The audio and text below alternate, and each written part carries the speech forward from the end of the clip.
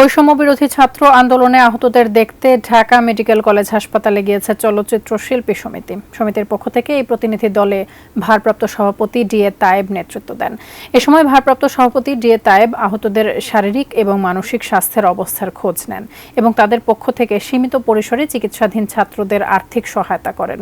এছাড়া উপস্থিত ছিলেন সুচরিতা, সুব্রত, জ্যাকি, আরমান, চুন্নু এবং সনি রহমান। এদিকে বৈষম্য বিরোধী ছাত্র আন্দোলনের শহীদদের প্রতি শ্রদ্ধা জানিয়ে এসব নিষ্ঠুর হত্যাকাণ্ডে জড়িতদের বিচারের আওতায় আনার আহ্বান জানান ডিএ তায়েব।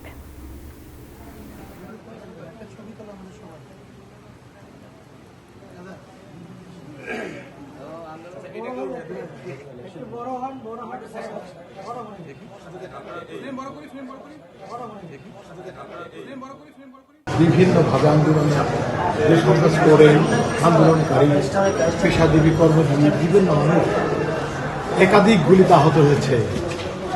কারো কারো শরীর ঝাঁঝরা হয়ে গেছে, প্রচুর স্পিন্ডার আছে গায়ে। এগুলি মনমন্ত্রী, অমানবিক। আমরা প্রত্যেকটা সন্তান যারা স্টুডেন্ট, আমাদের ঘরে ঘরে স্টুডেন্ট আছে, প্রত্যেকটা পরিবারের জন্য হচ্ছে স্টুডেন্ট। আমরা স্টুডেন্ট ছিলাম, আমাদের নেক্সট জেনারেশন আমাদের স্টুডেন্ট। সব জেনারেশনের কেন এভাবে নিজেদের পায়ে নিজেরাই কুড়াল মেরেছে।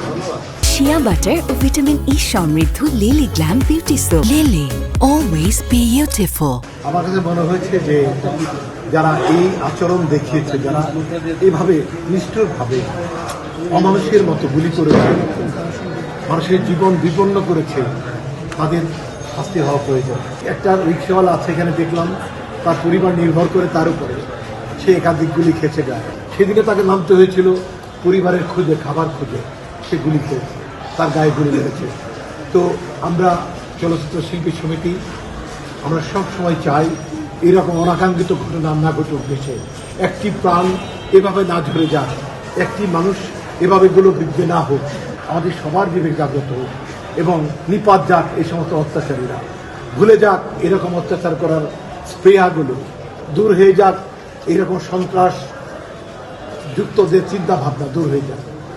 আমরা সবার সুস্বাস্থ্য কামনা করছি।